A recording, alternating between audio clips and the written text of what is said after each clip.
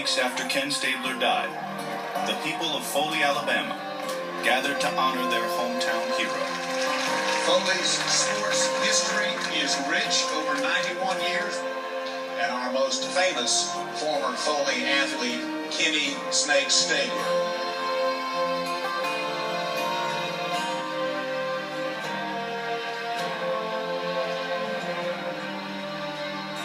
Foley was a special place to him, as I'm sure it is to you. So thank you, and go Lions. I guess the world should have known he was special when he was born on Christmas Day. I don't know why the Lord picked that day for him to be born, but he did. Stabler's parents were Myrtle and Leroy, though everyone in town knew them as Sally and Slim. And I think the combination of Slim and Sally is very much my dad. He got his compassionate side from Mother. He also got his like to have a good time from my mother. She was a very feisty little lady. Well, Kenny was like Slim because Slim obviously could have been an all-pro, but he just didn't have the opportunity. Without his dad, I don't even know if my dad would have been a football player. My dad's first love was baseball.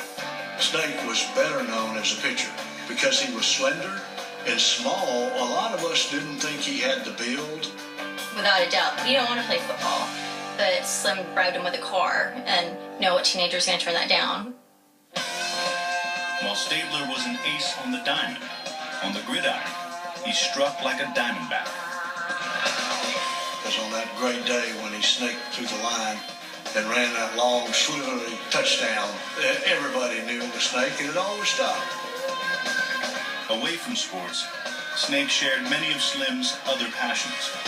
You know, Slim was a guitar player, huge lover of music. Dad certainly is a big lover of music. He was an auto mechanic. My dad grew up working on cars around him, buy an old beater and fix it up. Slim was also a World War II veteran who returned home a changed man. Kenny always felt about his dad is that the demons held his father back. Sort of felt like his dad resented his success a little bit.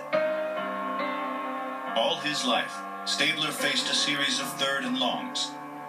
The first was when he confronted his father in the family home. Because his dad had a shotgun and was threatening the whole family.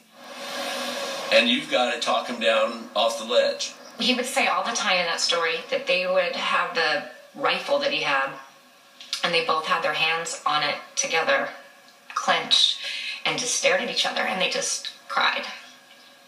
So just, you know, so much pain and so much love and pain.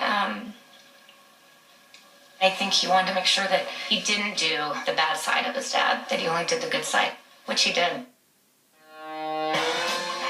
By the end of his senior year at Foley, his football record was 29-1.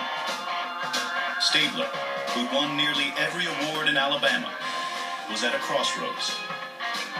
He could pitch for the Pittsburgh Pirates or pass for his first choice, the Auburn Tigers.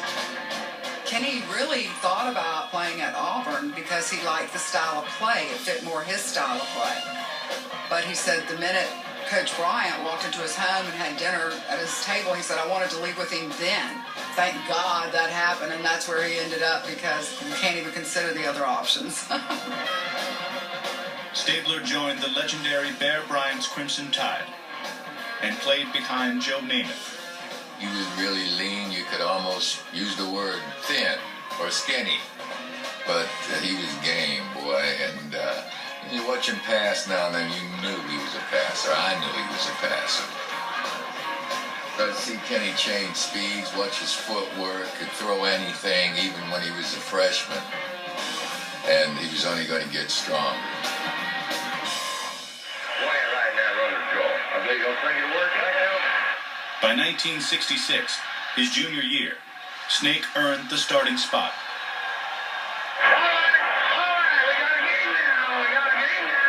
I would have followed him anywhere he wanted to go. Stabler scrambles, avoids tacklers, and again throws to Perkins for another 45-yard scoring play. I can see his face now. I can see that little grin give you a little confidence, to know that he's got confidence in you. That's what made him alive. That's what made him live. On his way to a perfect record, Stabler faced Louisiana Tech and their quarterback, Phil Robertson. They beat us 34-0. The Snake burned us deep about 2 or 3 times. Them Alabama boys, you gotta watch them. They'll slick you so fast it'll make your head swim. Kenny the Snake Stabler keeps the ball. Sweeps left end. A victory in the Sugar Bowl capped off their undefeated season. And Stabler's celebration spilled over into the off-season. He was slipping down to Mobile to see his girlfriend, and he skipped practice. That didn't sit well with the Bear, who promptly suspended him. Get away with something, let other boys, they might try the same thing. I think they can get away with it just like I can. I think it was his decision. I think it was the right one, and I was wrong. Stabler was relegated to 5th-string quarterback in spring practice, where he was forced to wear the dreaded brown jersey. I've worn the brown jersey before as well. It's very incentivizing. It gives you a lot of incentive to get rid of the jersey.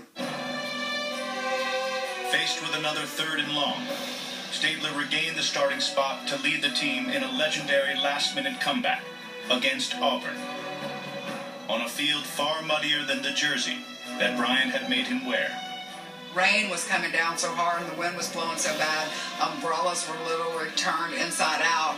3-0. There's no hope for the Tide, and the Snake takes the snap.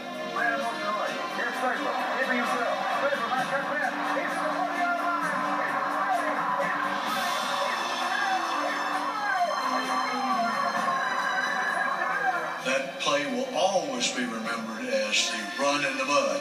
The picture of the run in the mud. That'll go down in Alabama history. I watched him slither through the mud and the rain and Auburn players slipping right and left. He didn't mind getting in a hole.